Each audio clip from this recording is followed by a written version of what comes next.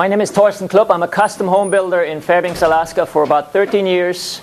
I don't have a PhD, I don't have a PE, I'm just a builder. I have one motivation to build more efficient homes, and that is really when I look into the future, I don't see that many bright stars shining anymore. And I believe we need to change, and I'm trying to do my part. I don't have the answers, and nothing I do is really new. I'm just trying to apply what I've learned traveling to Europe. I'm originally from Germany, so I go back for the last 5 years to Passive House conferences, to building science conferences in Europe, and it's amazing to see how far ahead Europe is as far as energy efficient buildings is. And if anybody in the world really needs it, it's this northern country. It's us. It's places where we have no choice. In the wintertime, we need to heat.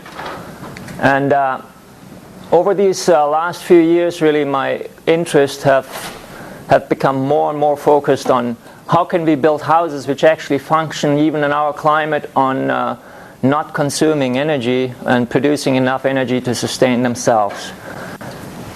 I work quite a bit with Cold Climate. That's the research center in Fairbanks. If you haven't been on their webpage, please do so in the future. Lots of good information, lots of very interesting new findings on building science and what makes sense in our climate, what doesn't. The project we're going to be talking about will be also monitored by Cold Climate. My company, RENA, is basically just a home building company. We build about a dozen homes a year, and I specialize for the last 6-7 years in high energy efficient homes and also healthy homes. How do we build structures which don't kill ourselves? And why are you here? Why is everybody in this room here? You're not here to listen to me, really. It's not about me, it's about this problem we're all having. How much money can we spend heating our homes? And we are at the breaking point. And I greatly believe we are already in free fall, and it's just a matter on when will we hit the ground. And business as usual, how we build, how we operate as a community, as humans, is just not going to work anymore. Our regular buildings are just poorly built. They're not appropriate for our climate, but we've gotten away with it for only one reason, because we were able to heat them. And it didn't matter. You know, we can build any kind of a structure. If we put enough heat into it, we can be comfortable. But turning up the heat is a problem now because we're running out of money and it's getting too expensive. So my question is this: where are we going? And I wish we would have an answer. What's up there? Where are we going to be in 5 years? Where are we going to be next year? Will we be paying $5 for heating fuel next year? And what are we going to do if that is going to happen? Maybe it won't, but I don't think it will really get any cheaper as it is. And evolution is catching up. Evolution is catching up with us. And it's about time we wake up. We need to stop, think, and live with wide open eyes. Look around and realize where we are. And the problem we're having is we're all sitting around a table arguing about this for years. And if you ask me about a big difference between going to Europe to a conference and going to a conference here, it's this. In Europe, for years, they're up in arms and they're fighting this. They're doing something. Here, we're sitting around arguing about it. Do we have a problem? We do. And now, we come up with some really good solutions. We created LEED. We created some nice green building programs. And in their original thoughts, they were really good and they addressed a lot of the problems. But somehow, in my opinion, we lost objective. We're arguing right now about 30% increase in energy efficiency in buildings. 30%. That is a total joke. Why waste our time on something which we can improve dramatically? Car industry, same thing.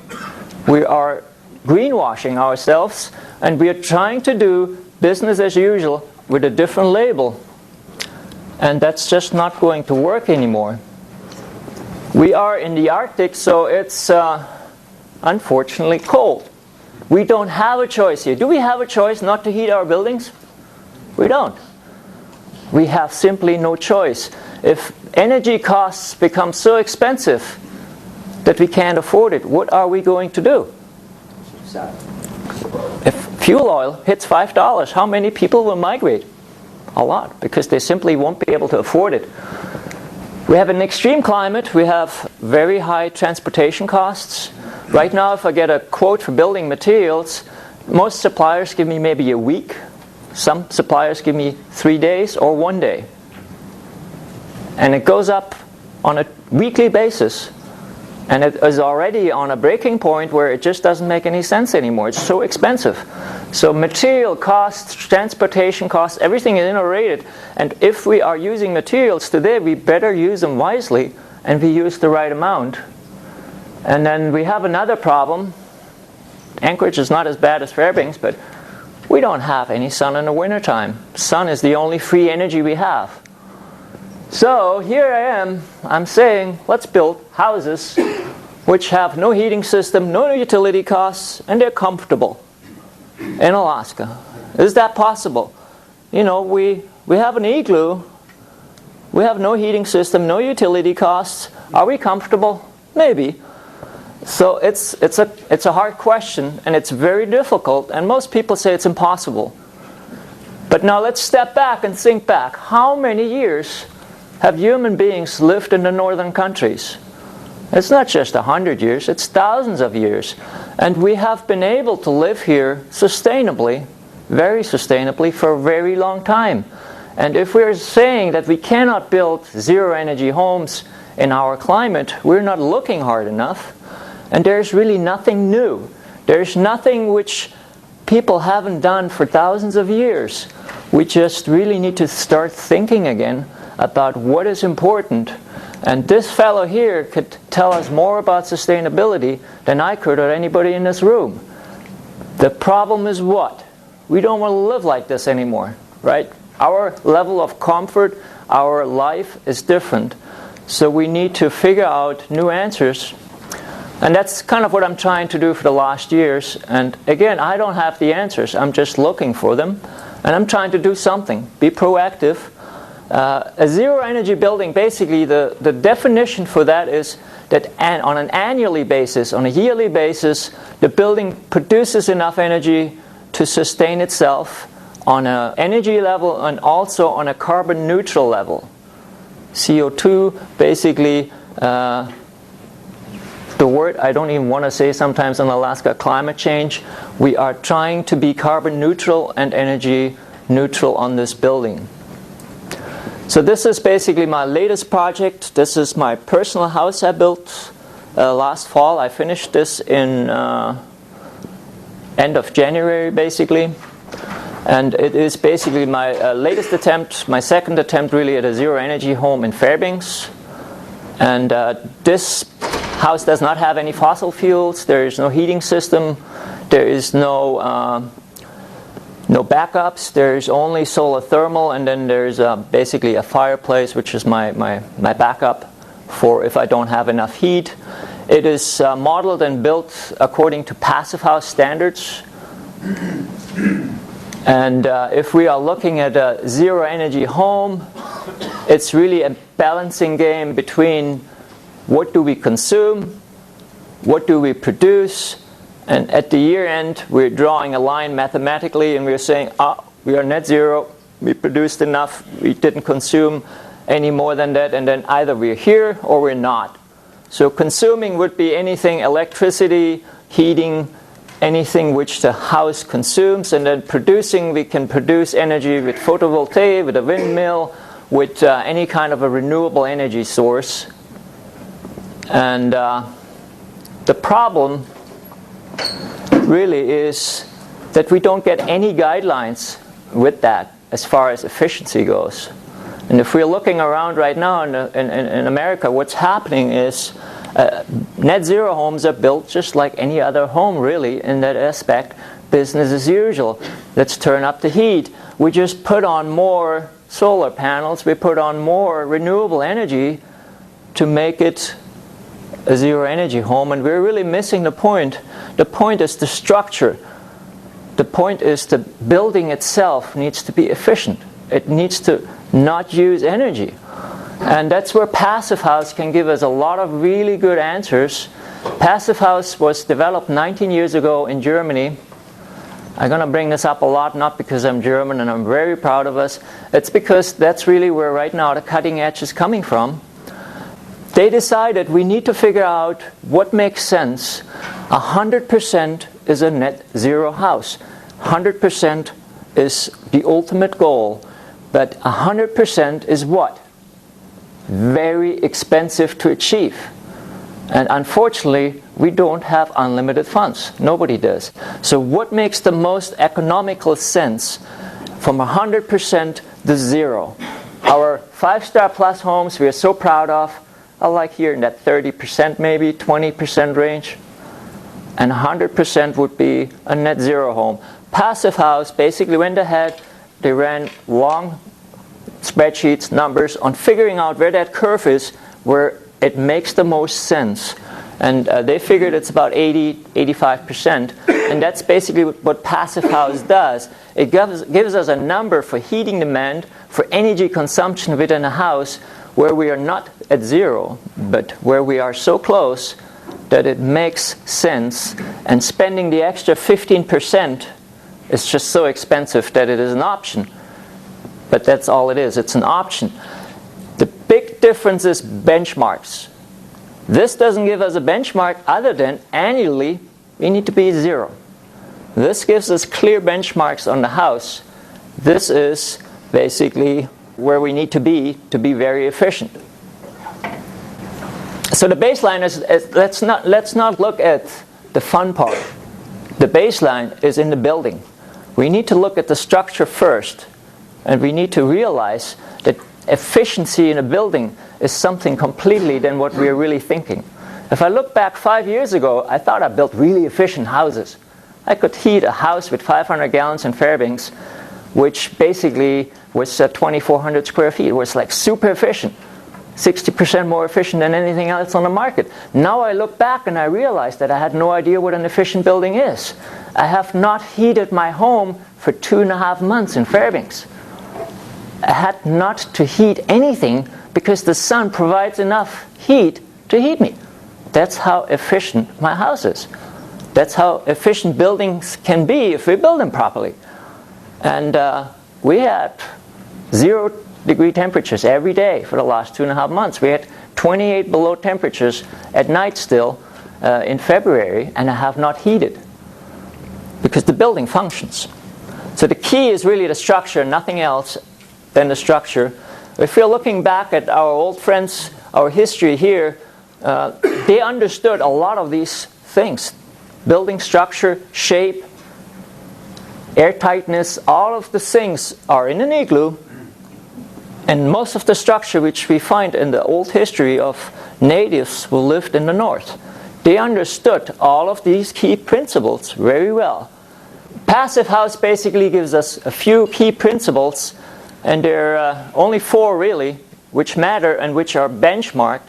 One of the biggest one is airtightness. It's a continuous layer of airtightness within the building. And the sad part is, in the United States, we're the only modern country left in the world which does not prescribe in their building code really airtightness. 2009 Energy Code is calling for 7.0 airtightness. It's very, very sad. There's nothing which we require, really. That's the only country left. Passive House says we need to be at 0.6 at basically pressurization and depressurization of that building. Also much more stringent way it is measured. But why is airtightness so important? Somebody tell me, why is airtightness so important? Heat in the home. Yeah. Heat loss, what else? Reduce the stack effect. Reduce stack effect, what else? Condensation. Condensation? Condensation through what? Well, you got moisture inside and it's trying to get out, and you got to worry about water in your insulation. Correct. It'll degrade the insulation and reduce the thermal efficiency. So basically, the key things to remember is, first, we want to keep that heat, right? We don't want to keep heating up the building. We want to keep the heat which we have in there. So we want to make it difficult for the heat to get out. And what the gentleman back here said is another very, very important thing to remember. Any hole, anywhere where air can get out, you always have two different pressure qualities between here and there because you have two different temperatures. We are not comfortable at 50 below in a building. We're not. So we're heating them up. And we have the tropics and we have the Arctic separated by a little bit of insulation. But this wants to go out. That's all it knows. It wants to go out. And if we don't stop it, if we don't build structures airtight, it will go out. And exfiltration is what kills our structures. It is what brings airborne moisture, concentrates it in the wall, and creates what? Water. And what happens over time? Rot. Mold. How many moldy buildings do we have? Lots. And what's mold? Is this something good? I mean, there's about 5,000 different species of mold. They're everywhere. They're flying around here in this room right now. And in the general world, you never find anything which doesn't have any mold. But if it's concentrated and if it can grow, it starts killing us slowly. And that's what's happening in a lot of buildings. So we want to keep it out not just for thermal performance, but also, number one always is health. We want to keep it out of the structure for health reasons, for our personal health living in this building. And we want this house to live for 80 years and not just 20 years, then fall down because it's all rotted out. So air tightness is really the number one and easiest factor you can do to improve your building. And then basically we're saying, okay, this house can only be requiring 4.7 kilobtus per square foot per year for heating requirements. Do we have any heating techs, PEs, any people who can do something with this number? Does this number mean anything? It's basically on my house as an example. I have 2,300 square feet. My heating demand on this house is about 9,800 square foot. BTUs per square foot per hour. Sorry, losing track. So instead of 180 or 120,000 BTUs like any average building, I have 90% less energy demand on the house. So we're reducing energy demand by at least 80%. And 80% is really, in my opinion, today in our day and age, the starting point where we need to look at energy efficiency. Why would we only settle for 30%? What's our reasoning behind this? If we can build with materials we get off the shelf, buildings which can function 80 or 85% better. And then primary energy demand, basically that's looking at electricity consumption throughout appliances, lighting, and everything else within the home, 11.1 kilowatts per square foot per year also. So that's really in a nutshell what this is. And these numbers do not change if this is Frankfurt, Germany, or Fairbanks, Alaska. What's the big difference? It's colder in Fairbanks. Yeah, oops, it's a lot colder. So what does this mean here? Well, we have to insulate more, right? That's the only difference. But this doesn't change, and of course it becomes a lot more difficult to build a house like this in Fairbanks, but it's not impossible. It's just more difficult. But in the end, what are we concerned about? Efficiency. If we are living in a very cold, harsh climate where we are completely depending on efficiency, why are we saying this is not a sane number? Why are we settling for less if it can be done? So this building basically is hopefully going to be certified as a passive house. I'm going through the certification process right now. My energy demand is 4.29 on this building. The only reason I'm able to do this in Fairbanks is because I have thermal shutters, like this big thing here, ugly looking barn door, slides over this big window and creates an R40 shutter. All of the windows, each window basically has a thermal shutter from it with at least R20 insulation value, which can close these holes. That is for us the crux. The windows, unfortunately, especially in Fairbanks, technology is not there. Windows are our weak point, which we cannot overcome just yet, other than with thermal shutters. We talk about this a little later. So this is a spreadsheet basically which is used to model buildings for passive house. This is basically an overlay on an Excel sheet, and it's a very powerful software which allows us to model the energy efficiency of a building, and which also allows us to make lots of modifications to reach that kind of an efficiency level. And it takes into account climate data, it takes into account sun radiation. This is the biggest part. This is something you need to understand, that windows always have a loss, but not only a loss, also a gain. And smart design and orientation of the building gives us free energy, which we need, especially in our heating climate. So this number here should never be less than this. Ideally, this wants to be more. If this is more, what does this mean? That we are heating our house with the sun, basically, in a nutshell. So the only way we can make this right now happen, that this is bigger than this, is thermal shutters in Fairbanks at least. Anchorage, I think, would be different. But that is really the key to understand. For our climate, windows, orientation, smart design is the crux. So before we look into buildings, we need to look at what? Before we design a building, what do we need to look at? Orientation. The site. We need to look at what do we have. Inventory. We can't just start designing a house without knowing where we built and what our site will give us. It's not just about the building, it's about what do we find on this site. And unfortunately, there are a lot of sites which are not perfect. The place where I built my house is certainly not perfect. I have a good site, but it's not a perfect site. And there are very, very few sites which are perfect, which is okay. I mean, that's a fact.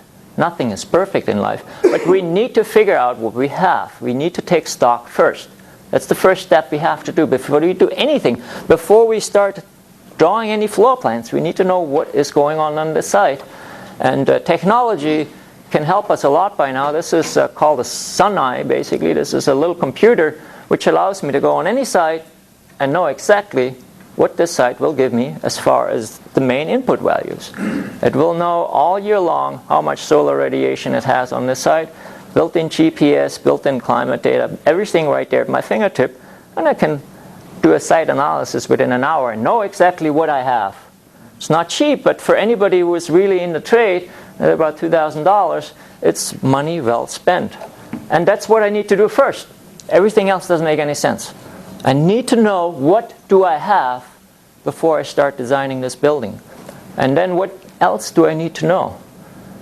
I need to understand the principles of efficiency, and I need to energy model. We can't just go out and build something and then when it's completed, figure out how much energy it's actually consuming. That's what we're doing. We're doing it just the other way around.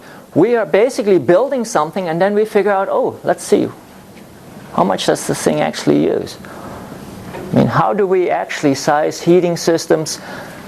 How do we size insulation on a standard building anymore? A lot of the plumbers, they go and buy something off the shelf to put into a house. And that's basically going to be bigger than it needs to be just to make sure that we have enough heat and we can turn it up enough to be comfortable. We need to start from the bottom up with the right steps. We need to first look at the site, and then we need to model the building with the floor plan, and then they need to work together. Energy modeling software and architectural design need to work together if we want to build efficient buildings. There's no way around this. There's no shortcut. If we're looking at insulation values, my building, basically I had to go to R75 in the wall, 150 in the roof, and 63 in the slab. Quite some high numbers. The building is not an optimal shape at all. It's basically a rectangle, a box. The main reason I went back to a box, I'm a big fan of like octagon shapes for the reason that they have a lot better energy values. We're saving about 20% energy right from the get-go just by shape. Less surface to volume ratio. The problem is trying to do thermal shutters and solar panels on an octagon or a round building is very difficult. So after going back and forth a lot, I went basically with a box again. And this building is not just a passive house, it's also supposed to be at least a zero energy house. I don't even like to call it zero energy because I don't really like that term. There's so many wishy-washy things about it, but it is a building basically which is supposed to heat itself. It doesn't have any fossil fuels which it consumes for heating. So besides a very efficient envelope, I placed a thermal storage tank in the building, and here's my backup. That's a basically custom-built masonry heater. And these components and the solar panels provide enough heating to sustain the house. And then everything in this building is basically a prototype. My great interest in building science and making buildings function better was my opportunity in this building to figure out a couple of things which I think we really need to look at closely. And the wall is one of these. It's basically a diffusion open wall. There's no vapor barrier in this wall. It allows diffusion and drying potential in both directions. Something which we are not really keen on here yet, but I think we should be. In Germany 3 years ago, they mandated that in all of their building codes. They required that any assembly needs to be able to dry to both directions. 20 years of research, billions of dollars spent. That was the conclusion. We cannot build anything perfect. It doesn't exist. I haven't seen any perfect assembly. And we always will get moisture in a wall. That is not the problem. The problem is that a regular wall assembly cannot dry. We need to allow drying potential. But the minute we are building airtight, we don't have what problem? What problem are we eliminating once we build airtight? Infiltration. Infiltration, yes, and exfiltration. Exfiltration is what kills our buildings right now. That's why we all prescribe to put a plastic bag in a house. That's why building code tells us for 20 years, 25 years, that we need to put a plastic bag in our house because exfiltration kills our buildings. And that's what happened on thousands and thousands of homes. We rotted out the buildings and we said we need to come up with a solution for this. This can't go on. And we did. We mandated a Band-Aid. But the Band-Aid isn't really helping us. What's happening once the moisture gets behind the Band-Aid? How is it going to get out? And how do we make a perfect seal with our 6 mil vapor barrier on the inside so that moisture can't get past that? How do we do this in reality? It's not happening. A regular wall assembly is a 2x6 wall with sheetrock on the inside, 6 mil of plastic, which is our vapor barrier, which allows no moisture to get into the wall. Then we place insulation between the stud members, and then what are we putting on the outside? We put plywood, OSB, on the outside. Now, the problem with plywood is what?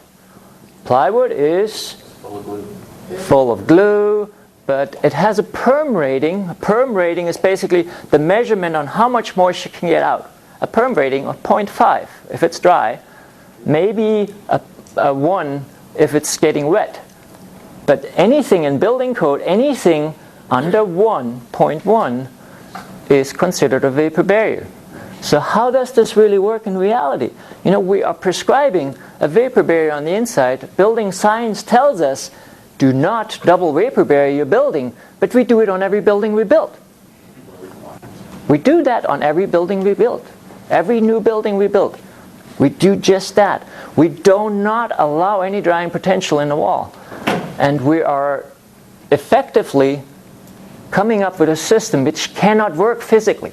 It goes against nature, against physics. And that's why we have all of these problems. That's why we have, on a brand new building, 5 years old, mold growth. We have problems. And we need to rethink this, in my opinion. So this wall structure, who's familiar with remote walls? Remote walls basically was a building principle which was refined from Cold Climate Housing Research Center based on a government study done in Canada in 52 or 54, somewhere around that, so 60 years ago. They figured out this doesn't make any sense, and they came up with better solutions. And they said we need to place insulation on the outside, and we need to move our diffusion layer, our pressure boundary basically, out from the building on the outside where the plywood is. On top of that, we place our insulation in cold climates, and that makes more sense. And it does. It's like, what do we do when we go outside and it's cold? We put on a jacket, right, to stay warm. It's very basic. Why don't we do this in buildings? Why do we think insulation needs to be in the inside if we're trying to stay warm from the cold? We have extreme temperature differentials, tropics and Arctic, and somehow they meet, and it's in this wall. A vapor barrier, think about being on high sea in a little rubber ducky. That's your life raft. That's what this really is for buildings. This layer is the life raft you're on. If you poke a hole into your life raft, what happens? Yeah, you got a problem, right? On a regular building, how many holes do we poke into this? Every time you hang a picture, every time you do something on the inside, it's right here. You break it.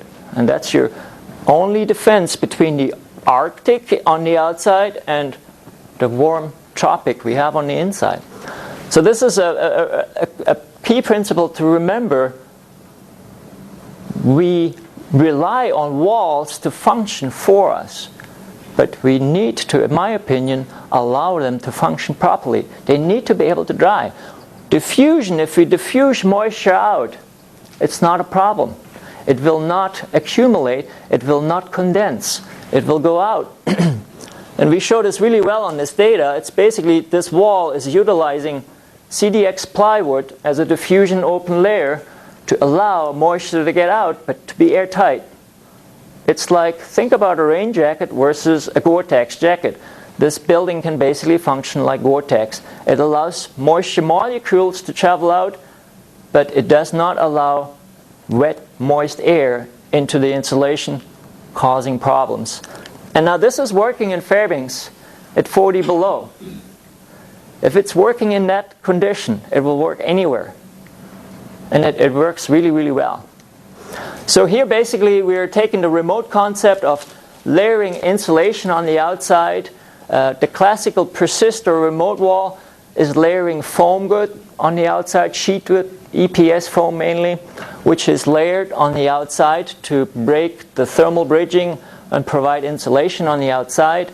The problem really, and I've built over 50 homes like this over the years, I haven't found any better wall system than that, but the problem is it's a very unsustainable product. It's 100% petrol based, so I'm trying to be sustainable, I'm trying to promote green, but I'm layering tons of foam on every building we build. So there's something wrong with this picture, and I tried to come up with in my opinion, a better idea. which has been done before too, so this is nothing really new either. But this basically replaces the foam with cellulose, with recycled newspaper. That is, in my opinion, right now, the greenest, the best sustainable insulation we have. It's a factor 64 in embodied energy if we're looking at how much energy it takes to make this product, foam versus cellulose. And that's just manufacturing. That's not figuring transportation. It's just a much better product. So we're replacing it basically with a more sustainable product, with a product which is cheaper. On this building, it saved me about $5,000 in insulation costs. And we're replacing it also with a material which has a different weight. There's 3 weights as far as walls are concerned. There's a lightweight construction. Your typical 2x6 fiberglass insulation would be considered a lightweight insulation material, a wall assembly. Then there's medium weight. That is something which is dense packed and has a mass to it. This would be a medium. And then what would be heavy? ICF.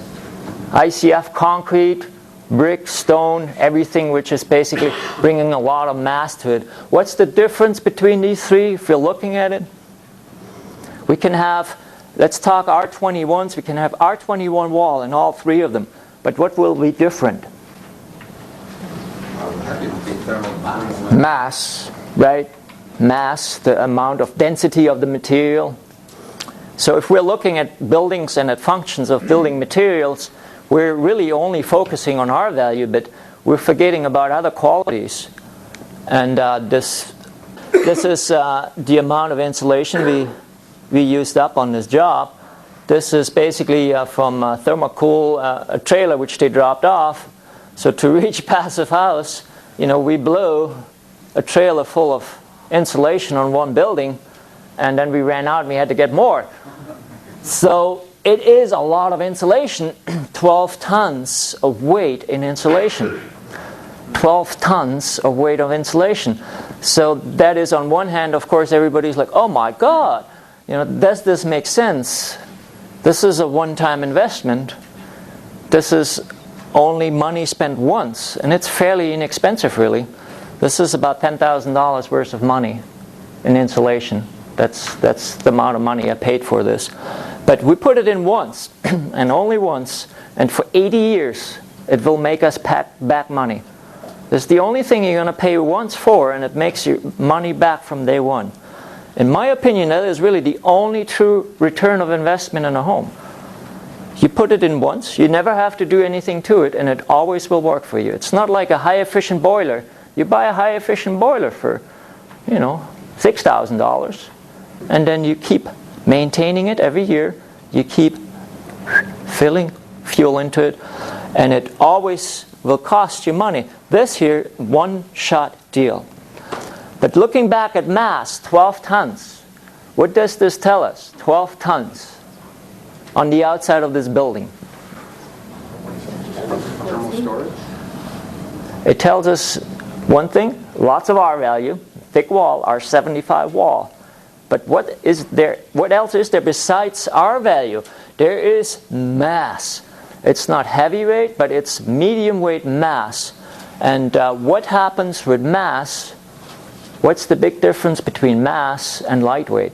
It's the time it takes for heat to go in or out. We call this decremental delay, reaching one side of the other. Now let's talk about heat loss for a second. I'm sorry, I don't have to bore you with this because it's really important. If you don't understand heat loss in a building, don't try to build an efficient house because you will never get there. You have to understand this. So let's break it down. What is heat loss? Thermal energy. Somebody, tell me. It's the atrophy of your heat. The entropy of heat within the house. That's filtration. Why is it that we can't keep 70 degrees inside when it's cold outside? Why do we have to keep reheating the inside? Why can't it just stay there? We wouldn't be here if we could just keep it there. No, nobody needed to listen to me. We could all just be at home, be comfortable. Why is that? Why do we need to keep turning up the heat? Trying to equalize. Higher temperature to a lower temperature. Thermal energy, a molecule, think about the little tiny molecule. That is thermal energy. That is what we are creating on the inside, either with sun beaming in or with heat which we create. That thermal energy has a little brain in its little head, and it knows only one thing, and one thing only, and that's physics. It wants to go from where to where. High pressure to low pressure to high pressure. It cares about temperature. Hot to warm. Thermal energy cares about temperature. It wants to be warm, but it wants to go to cold. And there's nothing we know as human beings today to stop that. We cannot store thermal energy. We have not come up with anything which can store thermal energy. That's what we call heat loss.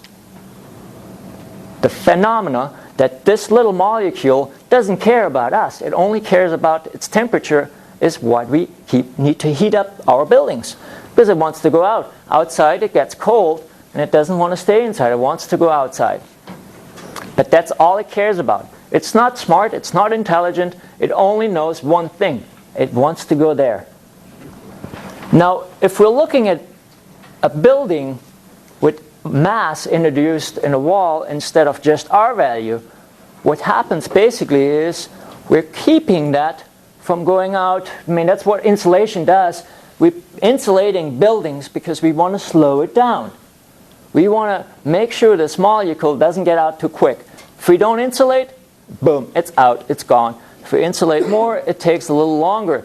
And R value only looks at one thing. It looks at, how much potential does this material have. It doesn't look into density and into storage within this material as far as, okay, we can trick this insulation, this molecule, and staying a little longer. And if we're looking at a remote wall built with EPS foam, lightweight insulation, it takes about 3 to 4 hours to get out of this wall. That's the time delay basically on the insulation level. If we're looking at a medium weight, we're talking 11 hours. It's denser. And it creates its own little microclimate in there, so it slows it down more because of the density of the material and some other physical qualities. So now let's think about what's the big difference between 3 hours and 11 hours, or 4 hours and 11 hours in a building. What's the big difference? What happens at night? It gets what? You're cooling. It gets colder outside. That's why we have to heat more when it's getting colder outside. Now, we're one of a sudden gaining 6-7 extra hours. What does this give us? It's still sunrise. Sunrise. What happens? Sun comes back up in the morning. What happens? You start heating again. What's heating? What's heating? What's happening once the sun comes up and hits the structure? It reverses. The photons from the sun energy, which is heat, hits the building, and it warms up the outer face of this wall. What happens in the wall? The outer temperature. And that it is not happening all the time, but it happens quite more than we actually think. And we show this very clearly on this data we have now. The outer surface of this wall gets warmer and warmer. And what does our molecule do? It's not intelligence. It doesn't know its direction. It only knows temperature. So we can effectively have a wall which doesn't have any heat loss. Once that molecule is out of the wall, what happens? Once the molecule is out of the building, what happens? We start all over, right? It's gone. It's lost. If it stays within the wall, It returns. it's still there. It's still within our heated envelope, and we do not need to replace it. That's the only reason why I haven't had to heat my building for 2.5 months. Because I have enough energy from the sun to heat this building, and I have so little heat loss because of the quality, not just of R value, but also of decremental delay. And that is something, which we haven't really addressed at all.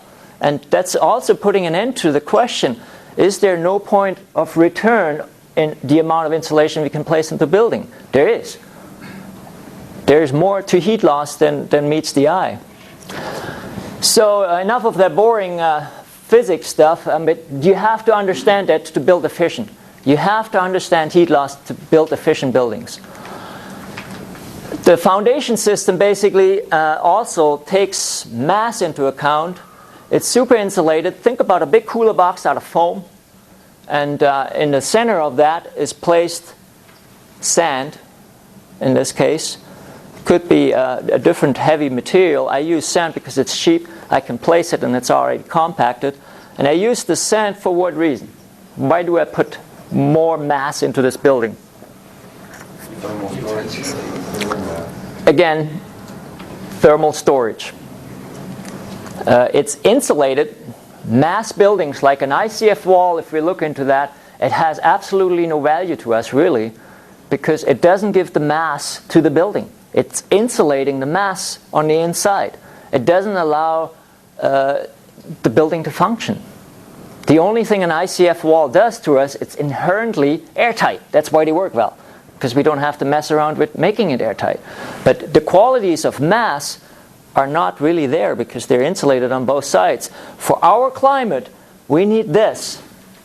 We need to keep that in the insulated space so that it can work for us and not against us. And again here, lots of insulation. It's all about insulation really. In Fairbanks, we're concerned about frost going down at least 4 feet, 7 feet sometimes. So we're trying to keep frost from going under the building, creating frost heaving problems by insulating out, wing insulation 4 feet out. Waterproofing, why is waterproofing important? Why do we need to waterproof our foundations? So the insulation doesn't become water saturated. We need to keep moisture out of our buildings, right? If we get moisture under the building, we have a great potential. It's a very good transmission for cold of creating problems. So we need to protect basically our core. Do not forget the foundation. The core is the structure. If the foundation is not good and fails, then we have a problem. And then 2, we need to properly insulate to the ground. What's the average mean soil temperature in Anchorage? 40? 35. That's 5-degree difference. That's big. I mean, and in Fairbanks we're anywhere between 32 and 34 degrees. Now what you have to remember is this is not just in the wintertime. This is a constant temperature. 365 days out of the year, you're looking at 32 degrees. Is 34 degrees, is that comfortable? Is that cold? Now remember the molecule, which only knows one thing, temperature. That is a big problem. And if you really think this through, what are we thinking? Our building prescription in the code right now, as far as energy value goes, what does it state for ground insulation? 2 inches of foam, R10. R10. So we're saying a minimum of an R30 in the roof, but only an R10 in the ground. Why is that? Why is that? It's, to me, visualizing it, our code says put on a fur hat, put on a down parka, and then walk out in flip-flops. And do not be surprised if you have cold feet. But that's what it is. We need to properly insulate to the ground. And if you measure this 5 years later, you will not have that much heat loss coming out there. Why? Why is that? Because the heat loss over 5 years will warm up that ground under the building slowly. There's a huge tonnage of cold dirt which always draws that heat in. Over time that will bring in heat, but you take a lot of energy over many, many years to heat this up. But that doesn't mean that there is no heat loss. It's still there. So on this building, basically, plywood, I also put on Tyvek on top of the plywood. I only did this because I got cold feet, because a lot of the very bright building scientists I communicated with a lot told me this will never work. In Fairbanks, forget about this. This is scary, don't do it. And I got a little cold feet, so I put Tyvek onto it. Tyvek has a perm rating of 54 as far as moisture transmission, and I basically used that as my backup, but I wouldn't do this again. You kind of see how deep the wall is. This is basically the buckouts for the plywood is used to create the channel where the window and door openings are.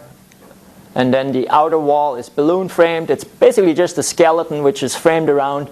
And all that does is basically hold the insulation in. There's nothing else, no other function. It's like our down parker we put on top of the building. But the structure itself is here. This is basically where the shear, where the strength of the building is, and the trusses and all the weight is distributed. And the rest outside is basically just insulation. It's just there for thermal comfort within the building. Can you explain why you wouldn't use Tyvek again? Because I don't need it. I don't need it. It was more or less, the function is in the plywood and in the air sealing of the plywood. It's basically, we're using a tape, a Vicor tape or a special tape out of Germany, basically, which is vapor barrier diffusion, which seals the seams on the plywood to air seal it. But the plywood itself basically acts as the air tightness layer. The Tyvek is just another, more or less, defense on making sure it's airtight, making sure that we have no air exfiltration. But in a way, it's like doubling up where we don't need to. We want to keep it simple. I don't want to make it complicated. We want to keep it simple. Also on the top, basically here, we got plywood, which is creating our sealing vapor barrier diffusion pressure layer. We need that plywood for two reasons. Number one, we cannot just place 150 NAR values, tonnage of insulation on top, and think that we could hold this up with sheetrock like we usually do. That would just collapse. So we need that for weight, and we also need it to be continuous. We cannot create a continuous layer if we are not coming up with different strategies. It allows us basically to have an electrical chute for utilities where we can hang lights and everything without penetrating into the attic space. Very important. I have tried this for many years differently, but this is really the only thing I found where we can separate out the attic. Here we have stack effect working against us, so there's a lot more pressure which goes up than out, and it's very important that we keep these lids sealed. And there's nothing really going through there. I mean, for the masonry heater, I have to have my chimney going through, but other than that, there's no plumbing or anything else which goes through there, which penetrates the ceiling. All of the electrical is kept in there. On a regular detail, all your electrical boxes, everything is within basically a very, very problematic area. So what about your sewer bath? Now, we'll look at this in a second. I don't use any sewer stacks, and you do not want to do that in the passive house because you wouldn't be able to reach passive house level. And that's... The ceiling is on the attic side, and then for the seams in the plywood? Yeah. Okay, here we see this. Basically, this is the top of the ceiling before the trusses are rolled. You can see the tape, which creates our air seal. And that's a Vicor tape? Yeah, I use Vicor, but I'm actually getting some better tape. Here the concern will be that this does not allow diffusion. So we're creating a different problem. There's a tape which comes out of Germany again, sorry. The Germans are kind of ahead of the game, which allows diffusion through the tape and is specifically made just for this application. This makes running trusses also very simple. You create basically a deck. We're just using basically 2x4s, which are of course not structural. They are attached to the trusses. Everything is framed 2 foot on center. Everything stacks, and the trusses line up with the ceiling joists basically, and then we use long screws to attach it to the truss to create the structure. On the outside, everything is air sealed here too. This is the foam, 12 inches of EPS basically, which comes up, wraps around, and then this is basically where the outer wall and the insulation will rest on. The insulation will sit on top of that. So it's not on the concrete. It's completely thermally broken. There is no thermal bridge between the foundation and the actual building. Here on the window bucks, you see basically they are sloping on the bottom. They're very deep structure, so we need to make sure we get moisture out. Placement of the window will be here. We'll talk about this in a sec. And then here on the inside, we looked at this already. Those are 2-foot centers? All 24, yeah. I frame everything 24 in center. And it all lines up. And then on the inside, basically, netting is placed and blown out with dense PEX cellulose. In a passive house, all the walls and all the floors are insulated. Every cavity is insulated, not just the exterior walls. That's basically, otherwise space you have to heat. This is basically what we are doing. Instead of penetrating the roof and connecting basically our plumbing system through the very, very cold air outside, we are stopping within conditioned space, and we're placing vacuum breakers, air admittance valves to control our plumbing system. There's provisions in the 2009 plumbing code for this by now. Building officials are not keen on this, and it took me a while to convince our state plumbing inspector that this wouldn't be cutting it short, that I have my reasons why I want to do this. And this is extremely important. I mean, I've done a lot of thermal imaging with just having basically cold air dropping into the building and connecting the whole house with cold air. It's a huge heat loss. I've spent a lot of time with thermal imaging on trying to track down how much it is, but it's very advisable not to do. And these work very well. We've built a lot of houses with this. They're basically just opening up a vacuum, letting air out. It doesn't create any smells. I've never had one fail. What is that called? They're air admittance valves. Any plumbing store carries. Do you have access doors for all of those? Yeah, they need to be accessible. We use basically a 4-inch round grill, which we place over them, and then we paint them the same color as the walls. But yeah, they need to be accessible, absolutely. Yeah. Here you see we're basically insulating the floors. We're hanging up rock and then we're blowing it out.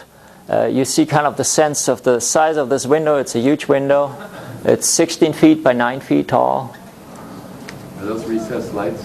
Yeah, recessed lights. Do they fit in the 2x4? No. If you would want to have, if clients want in the second story recessed cans, we are going to 2x4, 2x6 or 2x8 on the ceiling joists. But yeah, never ever put access hatches in attics or recessed cans. They're terrible. Outside, basically blown out wall cavity. This is a picture from down the attic into the wall. So you see it's open into the attic. So access insulation is laying on top of it. If there would be any settling, which I have never found, it would be able to settle in. Everything is blown from the outside, so you can see it. You have a good control over it. Any penetration? Yep. Are you putting the mesh on the outside too? No, the only thing holding it is Tyvek. Talk about it in a sec. Any penetration which goes through can't be metal. Never put anything metal going to the outside. That kills you as far as thermal performance goes. All the HIV hoods you usually buy, they have a piece of metal or aluminum. Cut it off, replace it with plastic. And then we also wrap it in pipe insulation. That is a huge thermal bridge. Otherwise, convection driving coal into the building, you will have frost problems. The outside basically is the insulation is held by nothing else other than Tyvek. If we would put anything on the outside like plywood, we would also create not the potential of drying. So we're placing a very open material. A fiberboard would be ideal. We don't have that here yet. So we're using basically Tyvek, and that works really well. I wouldn't do this in Juneau, where we have really wet driving rain. I would use something more sturdy there. In Fairbanks, it's not an issue.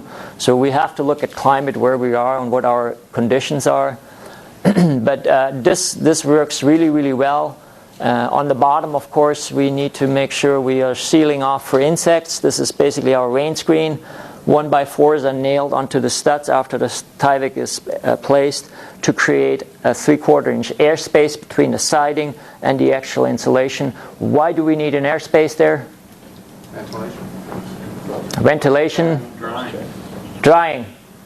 We need to have that not as a rain screen because we're worried about driving rain in Fairbanks. We are worried about drying, and that is very, very important. Anything you have two surfaces touching and you have no airflow on the outside, you will not dry. It can't. And siding materials most of the time do not have drying potential. So somehow we need to allow this moisture which we have in the wall, which wants to come out and dry, it needs to have a place to go. Otherwise we have a problem again. So this rain screen basically creates an airspace, airflow, which allows drying, and which not just allows it, which also makes it function. Because what are we creating with that too? Instead of just drying, what are we creating with this airspace and air movement? We are creating pressure. It wants to come out, and then it is picked up by the air, and it is dried up basically. And it works really well. At 40 below, I was able to see quite a bit of moisture accumulated on the outside. Of course, then it condenses on the outside, but it condenses out there where I don't care. It can dry. It's not in my structure. This is how our 115 look in the attic. You could lose your little daughters in there. It's a lot of insulation. Yeah, don't drop anything. You will never find it. This is a shot on the inside. This is basically my main solar heat battery. Sun beaming in. This is the masonry heater. When I design a building, I usually start out with my heater. Masonry heaters is something I like to use on a lot of our buildings. I place it somewhere in the center of the building. I place a big window in front of it so that the sun, low winter angle sun, can hit this mass. We're talking about 4 tons of mass with this heater, and it can basically capture free passive solar heat. I also like to utilize indoor planters. They're basically also placed by the window. Why do we want indoor planters, plants in our homes? It's air purification, works really well, and humidification. Plants within buildings can work wonders to make indoor air quality improve dramatically. Mass by the window, of course, extra heat storage. And here on this picture you see this really well. Lots of heat beams onto this floor. This is stained concrete, and what's under the concrete? Sand. So we have directly in contact with 4 inches of concrete, 180 tons of sand. So what does this create for us? Heat storage. You know, that molecule doesn't care. It cares about one thing and one thing only, cold. So this is when it hits this surface, the next thing it registers, it's, oh, okay, there's cool down there. So it goes down and down and down and down and down and down. At night, what happens again? House cools down, and then it returns its flow, and it heats the building first before it goes out. And this is basically what keeps my house warm, just that window and the other windows through in the south. But just this function, this thermal flywheel, heats my house for 2.5 months already. And that's free, that's maintenance free, there's nothing to it, I will never have to do anything. And this function is really what we need to realize. That's the only true cheap energy we have. It's free. It's just by design and by something which we have in the sky. This building can function. It's so efficient that at freezing cold temperatures I can stay comfortable and warm. And that's really something to grasp. This is possible even in an extreme climate if it's designed right. And that is really the crux. We need to look at the structure first, and we can make them so functional that we don't need what? We don't need a heating system. Now if you're looking at a heating system, how much money do we spend on a heating system? $20,000. Now how much did I spend for my insulation? $10,000. So that's, one of a sudden, that becomes a pretty good economical equation. And that's, you know, the thing to remember. If you only spend $6,000 on insulation, to reach 30 or 50%, you're still spending $20,000 on your heating system. Because you can't get rid of it. It won't be enough. You have to go all the way to be able to cut this heating system out. And the heating requirements for passive house, to put this in a better perspective, as far as heating demand goes, 2 hair dryers and a toaster is all you need. That is basically what heats your house. So we don't need to look at a 120,000 BTU boiler. But that is what we have to understand. We can trade. If we go all the way, we can trade dollars for dollars, but we're trading them smartly. Because of what? We only put it in once. We have never to go back and touch it. That boiler, which cost us $20,000, in 10 years will have cost us how much money? How much money will that boiler cost us in 10 years? 50,000 at least.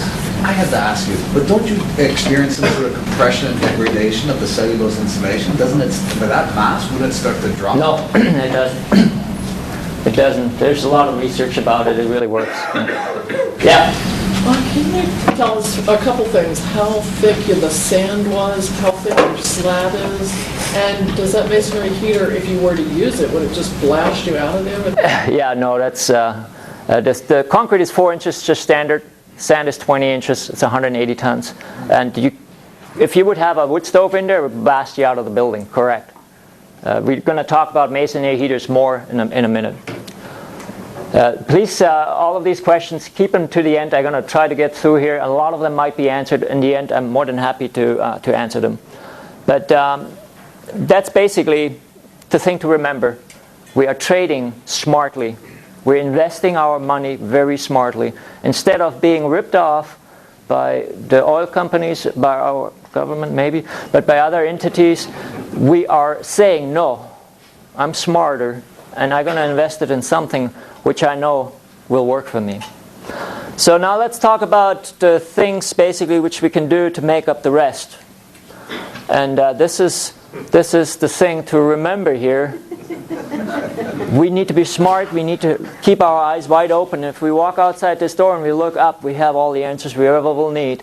We had these answers for a long time. The best solar books I've ever had, they're about 100 years old. Nothing is new about this. We are just stuck with this guy wanting to make money. So welcome to the second solar age. Why is the second solar age? Not the first? Yeah, we had like a break for a few hundred years, but we're running out of stuff we can dig out. So this is a huge number. This is something easier to comprehend. The sun can give us 10,000 times more energy than we ever will need as the world on an annual base. Annually. So this is global worldwide consumption. 15 terawatts, the whole world uses that much energy. This is how much energy we can produce with the sun on an annual base. What's the big difference between annual? Oil, we could put somewhere here. What's the problem with oil? It's limited, right? We dig out, we dig it out. At one point it's gone. This here, if it's gone, we don't need to worry about it anymore. We don't. We have bigger problems.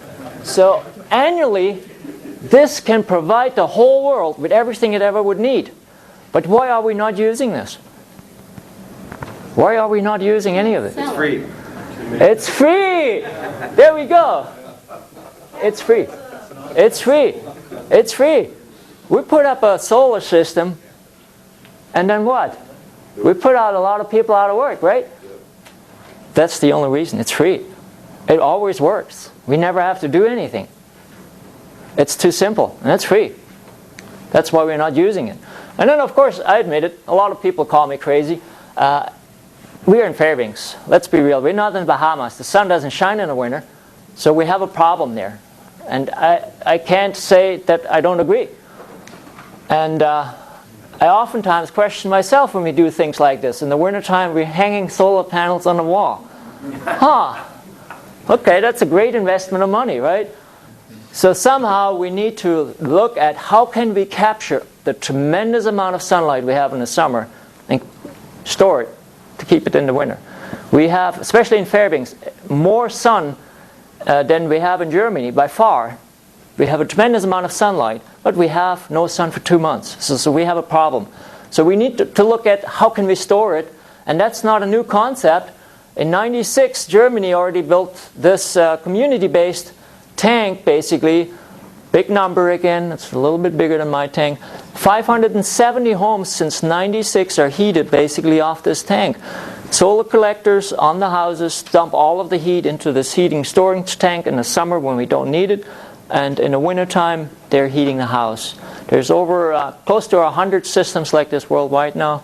There is one system in Canada. We're going to talk about this in a little bit, but there's nothing in the United States. South Korea is working on the second, but we're a little behind. This is something we can do here, and it will work really well for us, and on a bigger scale it will make sense. Real quick, there's two completely different types of solar technology. One makes thermal energy in form of water, and the other one is making electrons for electricity basically. What most people don't know is this.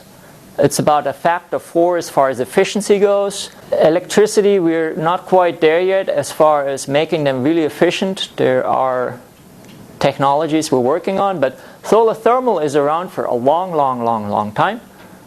We have collectors up on roofs which are over 60 years old. They function today just that they functioned 60 years ago, and they work really well as far as efficiency goes, and they're very simple to store. Some in a medium of water, as an example. How do we store electricity? Batteries. So either if we are on the grid, we are selling electricity back to the grid, or we are basically utilizing batteries.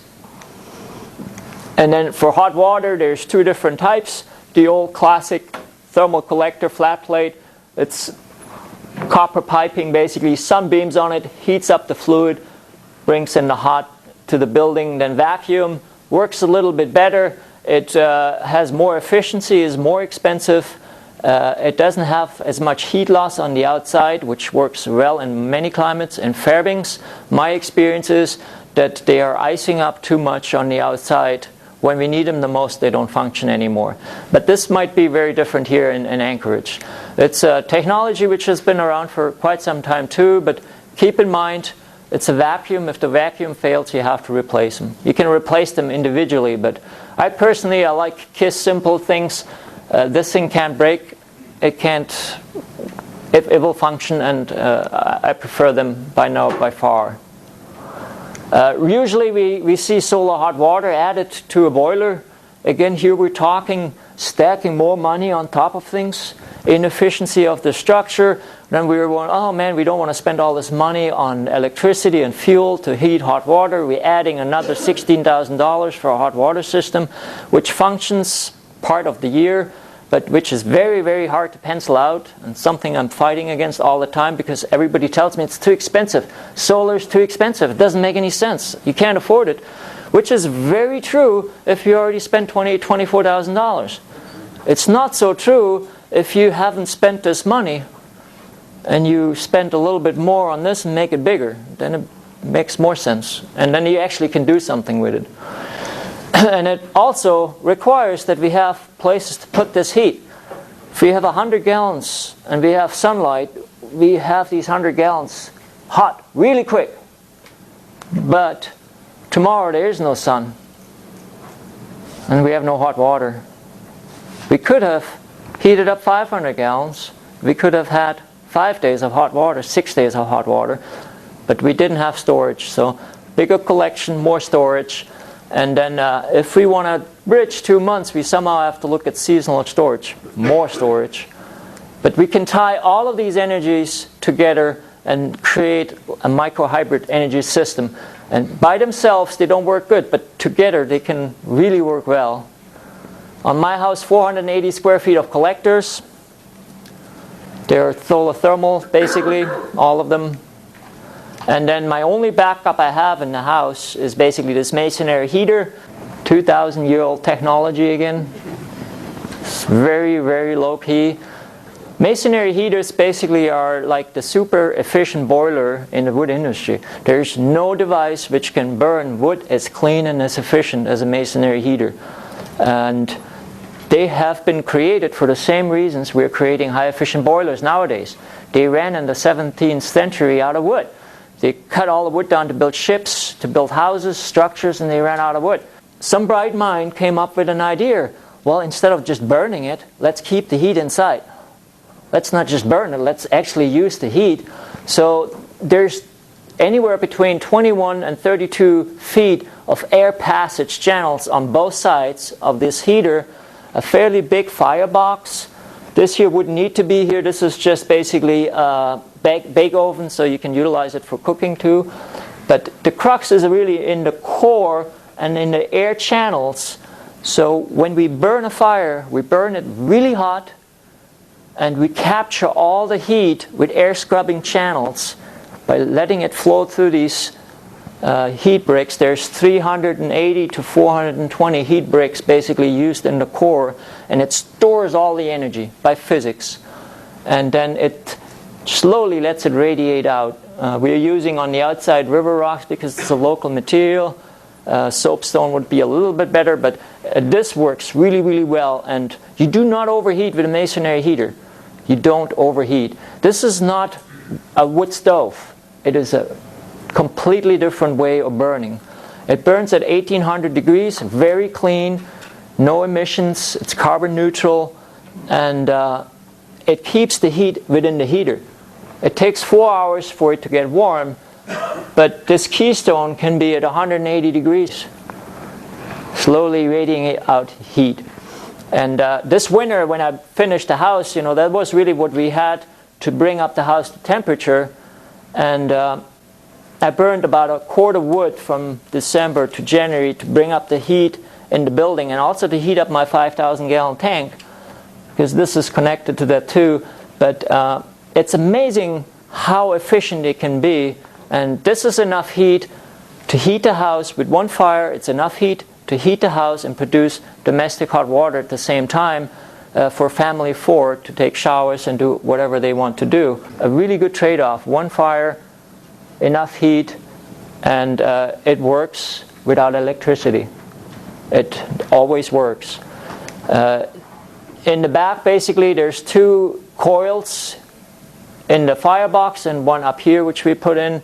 We tie them in basically into our seasonal storage and into our domestic hot water system.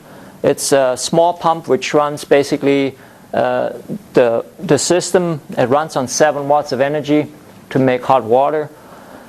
It basically takes the heat from the fire and also heats up a small tank which creates domestic hot water, which is basically this little tank I have in the back of my building.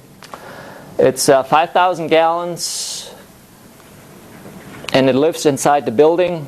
Why is it inside the building?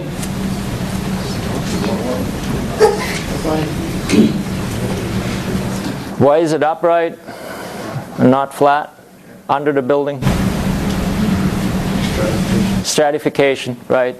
I've done a lot of stupid things before I got to this equation, so it took a lot of mistakes, and I made a lot of mistakes on this one. I will make a few more mistakes until we have this really down to a science. It lives in the buildings now because anything we put into it is a BTU in the building. It's more efficiency. We put it upright so we can make hot water in the same system, simplifying the system, minimizing the costs. There's a tank basically bolted inside. So it's a tank in a tank design which produces hot water. But the crux really is it lives inside.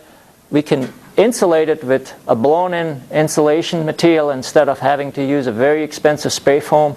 We just frame it in. We blow it out with cellulose. It needs to be super insulated. For what reason? You want to keep the heat in the tank. Right. We want it in the tank, first and foremost. We would overheat the building and we wouldn't have that long of a heat storage. So it's an R70 on the insulation. And then this is really low key. This is all local materials. It's fairly inexpensive. And this is all just stuff you can buy off the shelf. The tank is a used 5,000 gallon fuel tank. I bought it for $1,000. I cleaned it up, and I use it only as a vessel, basically, as a structure, a shell. It's a cylindric shape. It's very rigid, so it works well. But inside, I place a liner. It's basically a 60 mil heat liner, which is made for industrial applications. It's rated at 200 degree continuous rate.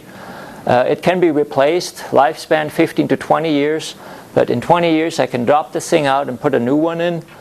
And everything in there basically is non-convection. There is a solar stratifier, which is basically used to get the heat from the solar collectors into the tank. It's a very, very basic design. Very cheap to build. It's CPVC pipe. It is 1 inch basically here. We're looking at a shot in the pipe.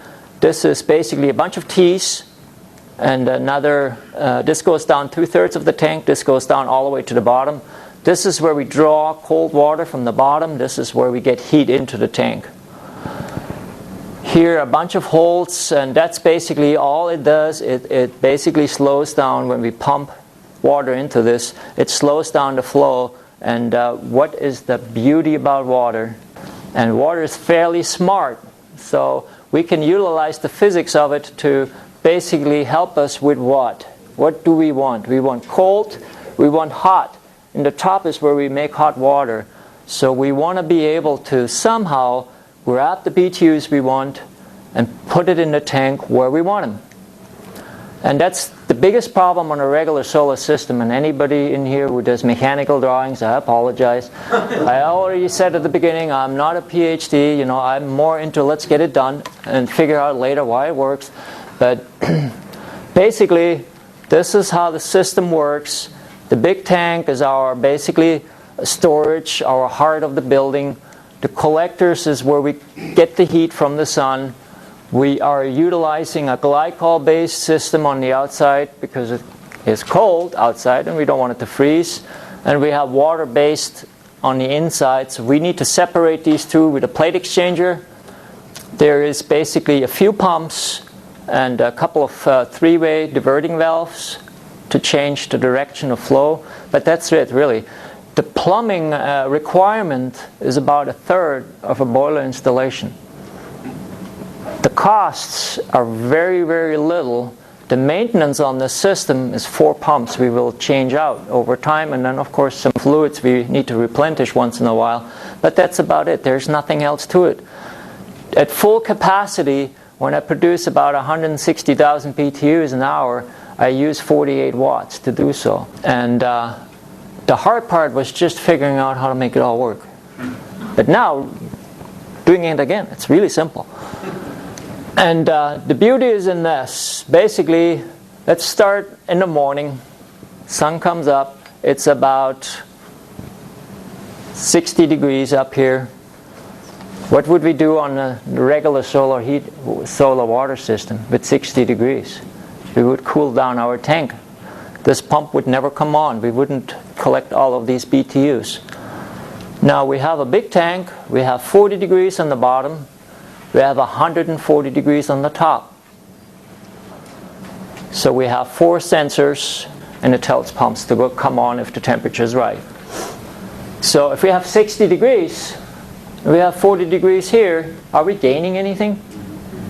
Is it worthwhile collecting 60 degrees? A BTU is a BTU. A BTU is a BTU. We don't just need high temperatures. We need BTUs. And that is really the crux for us, because we have these off seasons where we don't create much temperatures, but we can create enough temperature to make things happen. And with a regular system it doesn't work.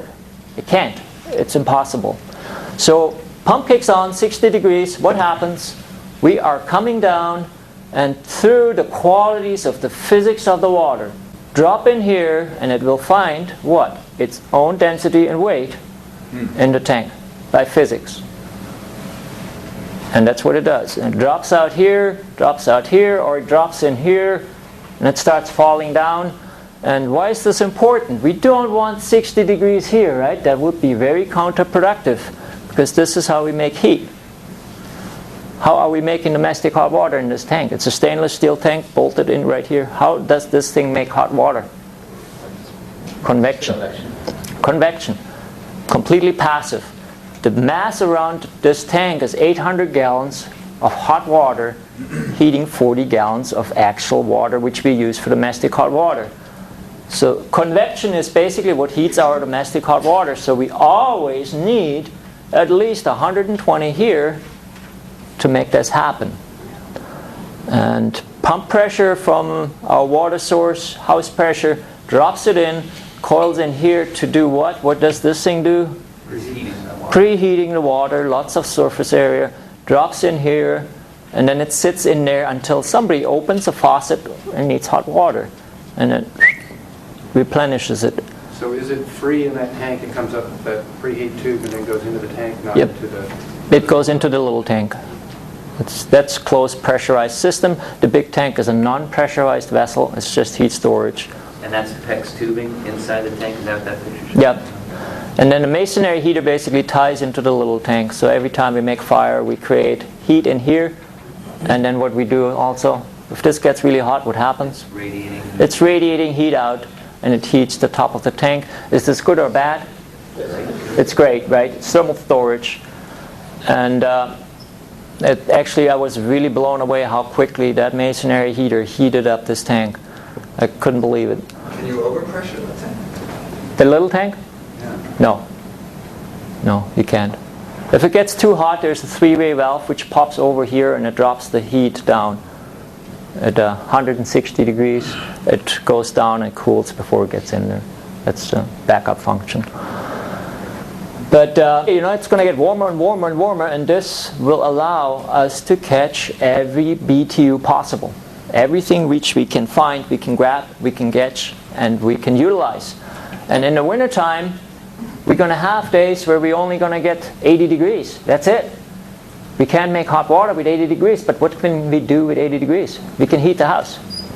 So in the wintertime, a thermostat in the building will ask first, oh, I need heat, heat loss, sorry, I need heat. We'll look up here. If it has 80 degrees, it will take it and run it directly through the slabs. It doesn't go in here, it goes directly to the heating system.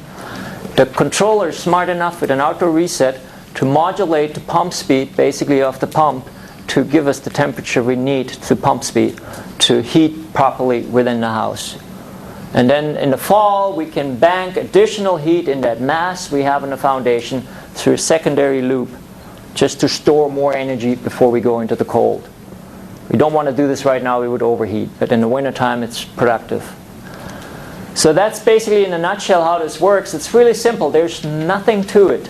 It's just, it took a long time to get there, and I lost a lot of sleep over this, and we spent a lot of money and time doing it. But I can only say it works better than I've ever imagined by now.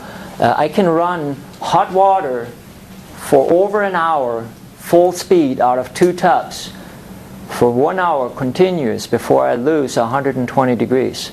You try to do that with a boiler, you couldn't. For 1 hour continuously, I can run hot water in this house. And then it will take about 25 minutes for heat to replenish and recover.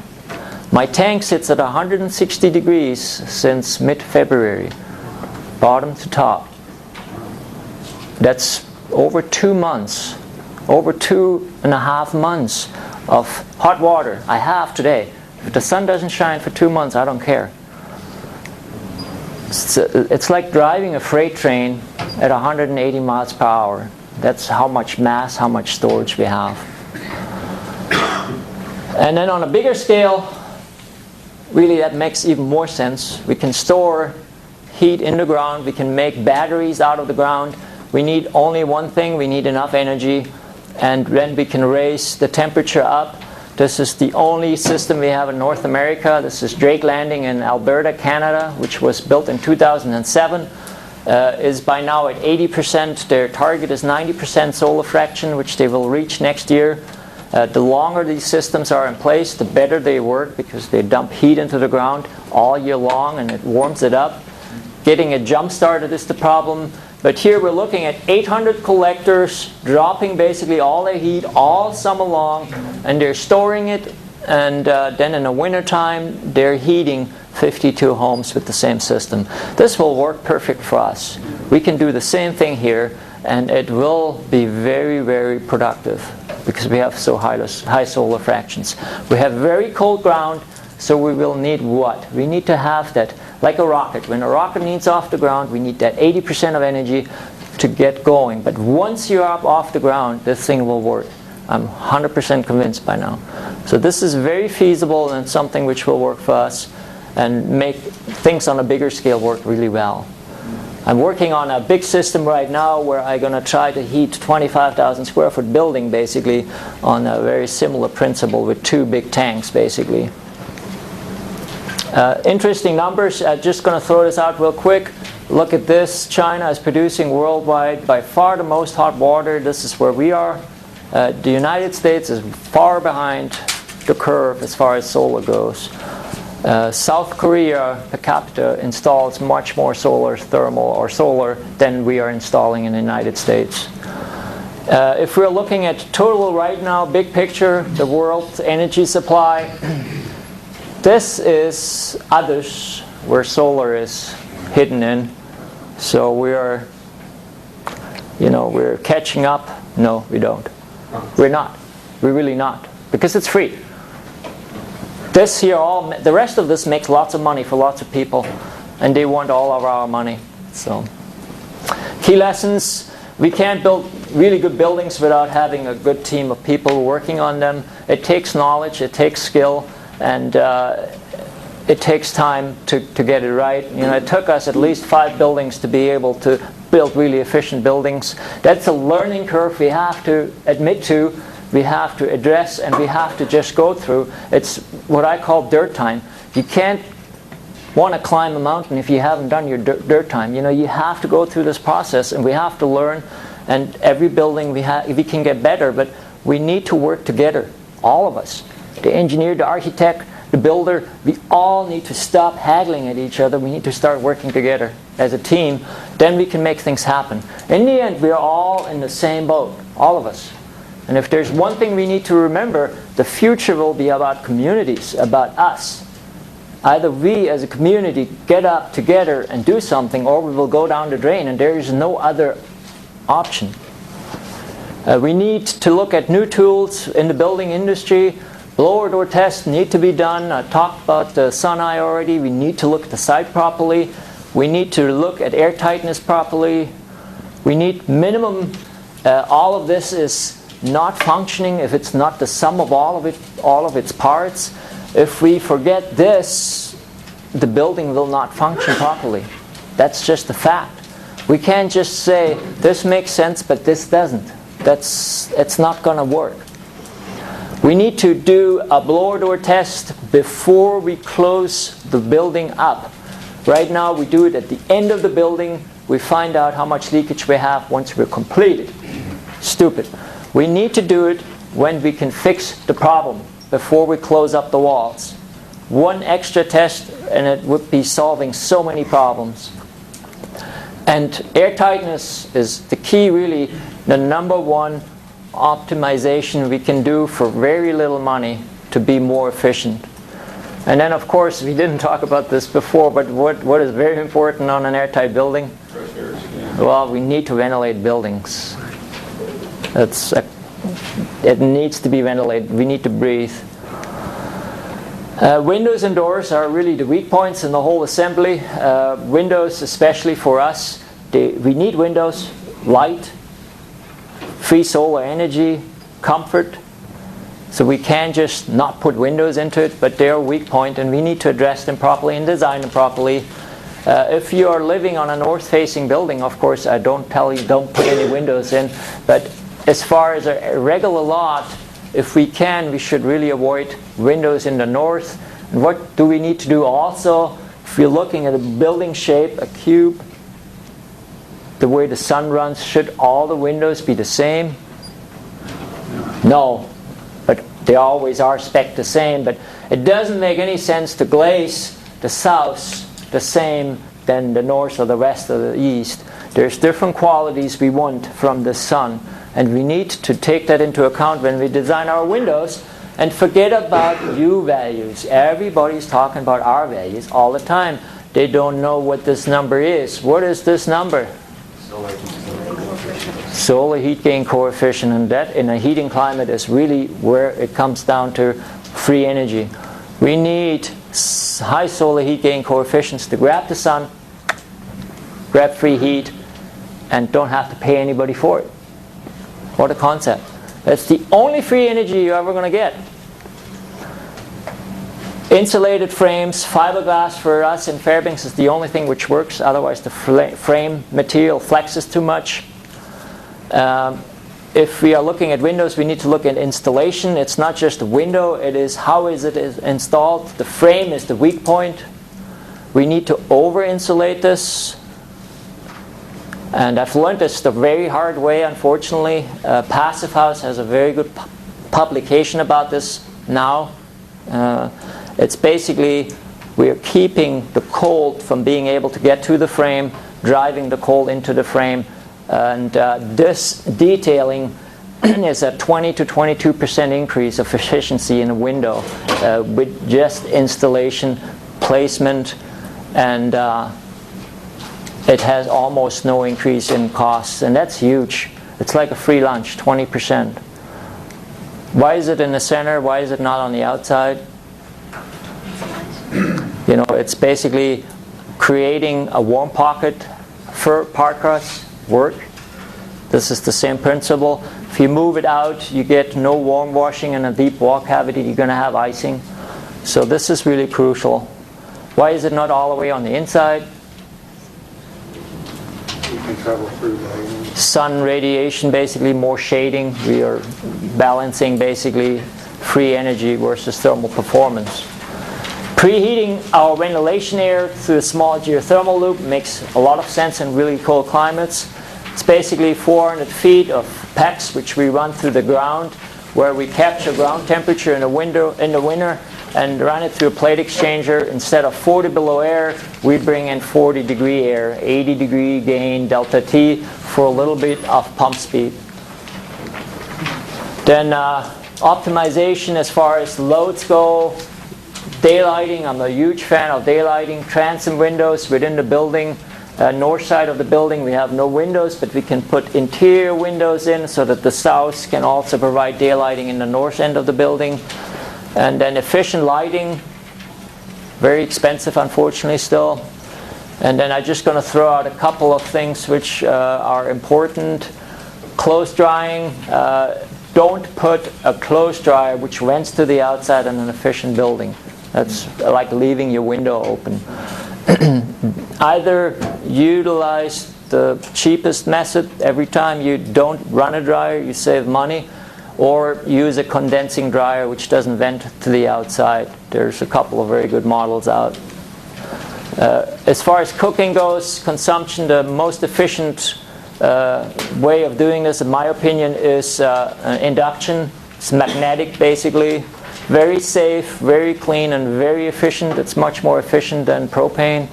And don't buy a range, buy a cooktop, and buy a small oven, 24-inch oven. That's all you need. Separate them out. More practical and a lot less energy. And we need to rethink our basics. Running short, so I'm going to browse through. We need to keep things simple, and we really need to start thinking about size, about design, simplicity in design. And we need to step back and really think, what do we need in our lives? Because efficiency has a lot to do with that. And then we need to look at this number. This number is really the crux. 80% is here, not here. And that's what we're not doing. You know, we're looking at this. Oh, it's too expensive. Especially on big buildings, commercial buildings. 84% of your money is spent here. Cost to build is not an issue. Design, the same thing. Nobody wants to spend any money for some expert to come in and tell him what the design actually will do for him. He's not willing to spend $5,000 to save $50,000. in the design. So cost to build is not what we need to look at. We need to look at everything. And operating costs is unfortunately our problem. The trend doesn't look good. I don't have a crystal ball, but I don't think it will be getting any better. So if you're looking at it on a true line, this is your standard house. This is a better house, much better house. Passive house would be here. This is where these lines take off. If we're looking at cash flow on the mortgage, figuring fuel, figuring operational costs into the whole equation. It makes sense from day one. The problem is, of course, financing is not quite there yet. Now you go in there and you say, well, I'm not going to have all of these operating costs. And they say, well, I don't care, give me enough money, then we can finance it. That is a system problem we got to address and we need to figure out, but there's no solution right now. So it's a problem. I don't have an answer. But what I want you, out of all of this silly talk we had, I want you to take this home and think about it. Anything we build today, from now on, is either this, it's an opportunity, or it is this. And this is what we do with 96% of all of the new buildings we're building today. We're building liabilities, and we will come back in 5 years and we will try to fix these things, because we will not be able to heat them. We're putting up brand new schools, brand new buildings today, which we are not going to be able to afford in the operation costs. So don't build liabilities. Come up with a better plan to build an opportunity. And there's more to it than efficiency. Where are we coming from? And where are we going? And what is important in a building? It can't just be this super insulated, tight air station we're living in. It's like living on the moon. We're completely removed from where are we coming from. It's super insulated, it's airtight, and it's missing one human link, and that's us. So somehow that interior space needs to bring us back to the outside. This is a shot from a house I did for a client, which really captures this well, for me at least. Natural materials. You walk in there, you're really comfortable. And our kids are growing up in a very difficult environment as it is. If we don't provide them with some means of a home, of an inside-outside connection, they will be so disconnected, they will have a very hard time in their life. And beauty and natural materials are very important in our buildings, and more so in the future. And this is what buildings will look like in 100 years, guaranteed. There is no way around this. Either we do this or we go down the drain. There's not going to be any other option. Buildings will produce their own energy, they will produce their own water. None of the water will leave this building, it will be recycled. 20 million BTUs of energy which we just flush out the drain on an average building. It will be all recycled, and everything will be contained within the structure. It will be a living building. Grow food, provide not just shelter, but a home. And that's really, to me, the only future. And if we want it or not, that will happen, because that's what the world will be like. And where we need to start is right here. If you ask me, why are we not where Europe is right now? It's because of this. Education.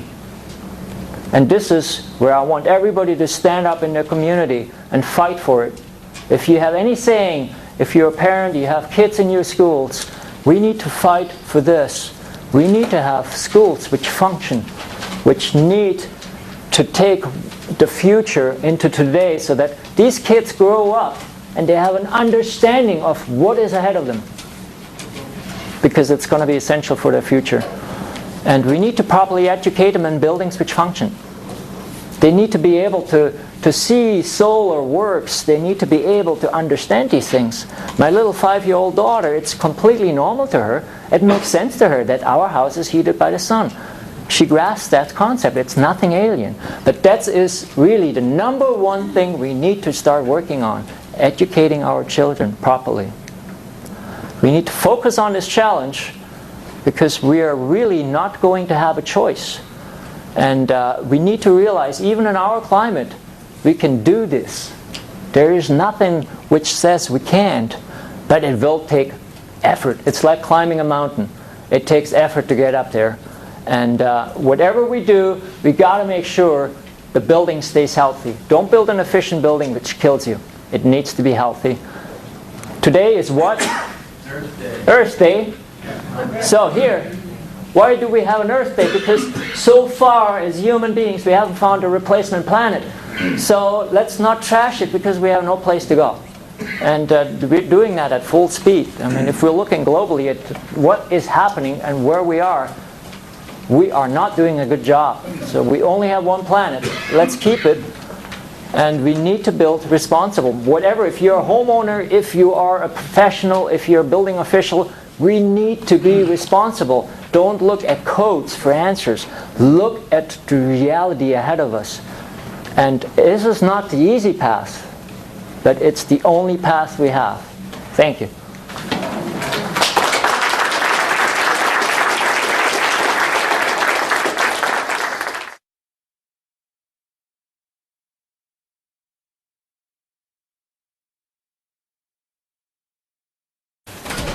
Yeah, A quick question. Your Sunrise home there, what's the square footage of that home? 2,300. 200 square feet of that is tank. How do you use Cost to your, build, not counting window window. thermal windows? How do I what? I'm sorry. The thermal, The shutters? yeah, the shutters. Thermal shutters. They're very difficult to do. They should be on the outside. What is the problem with the exterior thermal shutters? They're so hard to get to on the second story, right? So basically, I don't have a really good answer on this yet. It's basically built on the main windows. They're all on the inside. It's basically a built-in, think about a pocket door, very well sealed, and then you have a flap. You open it up and you close them basically on the inside. But on the inside, you're fighting moisture. So at really cold temperatures, you still get icing on these windows. It's manageable, but it's not perfect. They should be on the outside.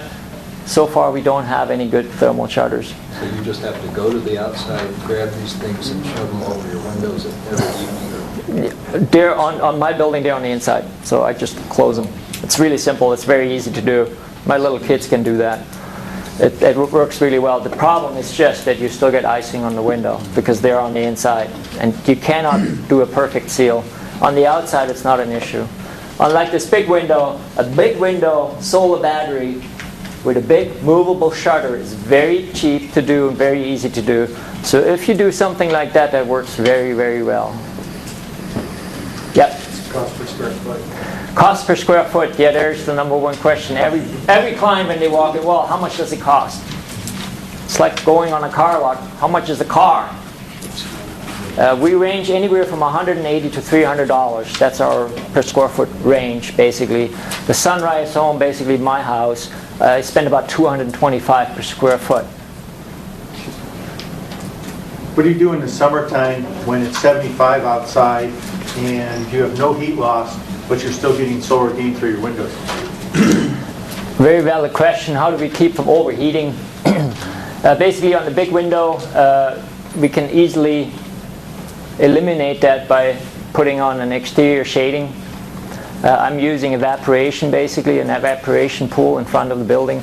The sun hits the water, evaporates the water, and cools the exterior face, and it blocks out solar radiation so it can't come in.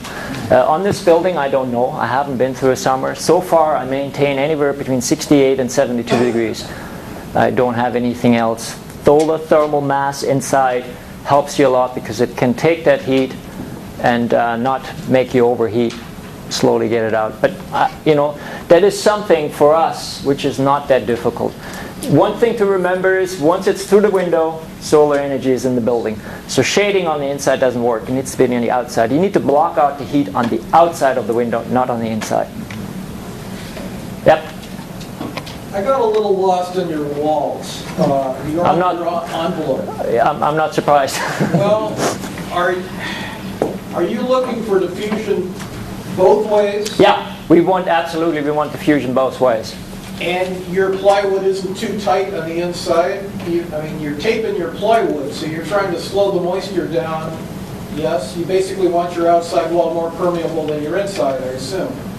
Where did your Tyvek go? I couldn't figure out if your Tyvek was on the It's outside. on the very outside, It's on the outside. very outside. So you've created a barrier out there, which is perhaps why you don't think you wish you hadn't put it on. No, it's on the very outside. on the outside of the plywood, let's forget about this because we really don't need that. The Tyvek on the outside of the outer face, that's what holds in the insulation. That surface on the outside is what needs to be permeable.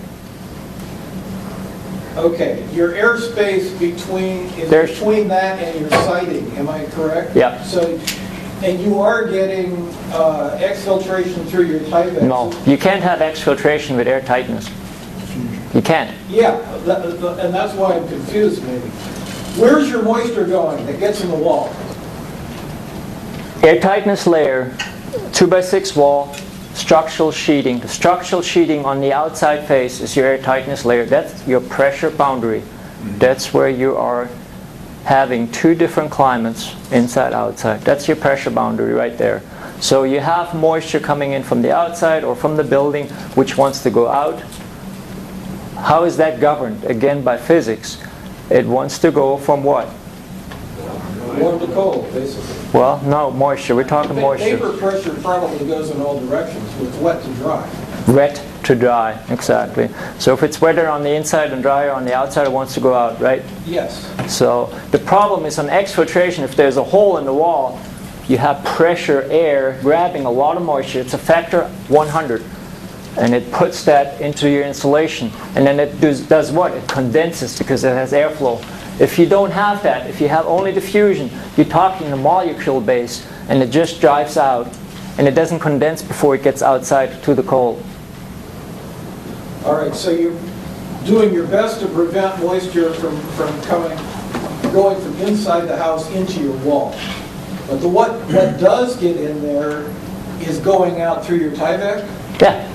Okay. It goes out into the And airspace. that's why you've got furring strips Yep, outside your it. Tyvek? It goes out into that airspace and then it's dry. Absolutely. Yeah. Do you have a drawing of your wall? There will be, Cold Climate basically has the grant money from Alaska Housing to monitor this building. There's thermocouples, there's lots of scientific instrument throughout the whole house, and they will basically, as a third party, monitor and also put out this data for everybody to look at. My goal also is fairly soon we will have live streaming from all the solar thermal systems. You can go on Cold Climate's on Cold Climate research page, and you will see how is the wall function, how is the detailing done, and how much is this building actually producing. So there's already a drawing on No, there's no drawing on there. Nope. But it will be soon.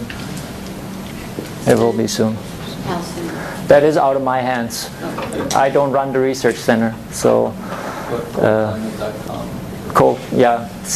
cchrc.org. I have a question about the waste cycle. So what do you do with your warm shower water? It basically the heat is recapturated in the foundation because all of your plumbing is in conditioned space. So basically, the plumbing before it leaves the building has to go through that mass of sand and it's drawn out. If it's warm, of course it won't, but that's basically what it does. There's improvements, no question about it. You were saying earlier that even now you're dumping a lot of excess heat because your tank is hot and you don't want to put it into the sand storage because you'd overheat the house. Have you thought about a different design of Yeah, I'm working, I have way too much heat. For the last 2 months, all I do every day is dump heat outside. So I really screwed up. And again, this is a learning curve. I sized the system by data from Germany, and we're not in Germany. So these systems haven't been done in our climate. So we have to learn. But first I thought I screwed up and I might have to take off panels. Now I'm like, no, wait a minute.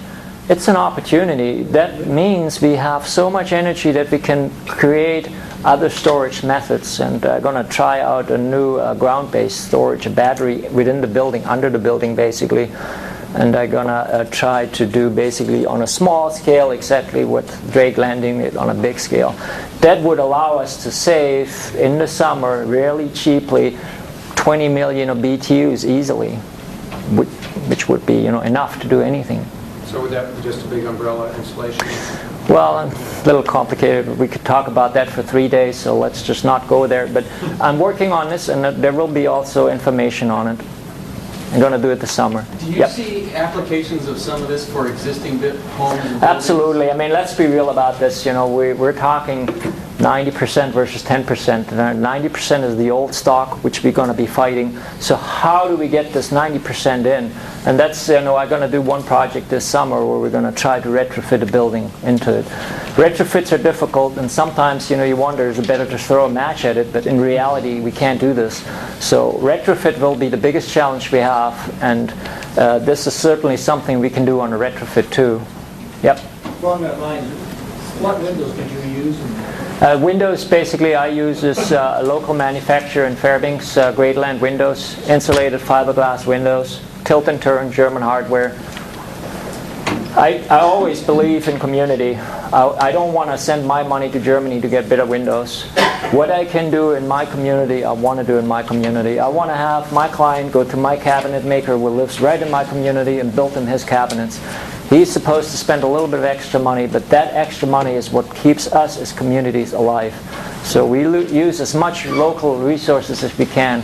Local materials, local wood, anything we can get local, we need to do local, even if it costs us a little bit more money. But in the future, community, especially for us in Alaska, community is what will keep us alive. I think especially in retrofits too. I mean, Absolutely.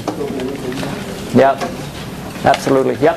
What method do you use to size your 5,000-gallon solar thermal tank? You know, I've done years of calculations on how much you need, but in the end of the day, you know, it comes down to costs, and that's really what I went with on this project.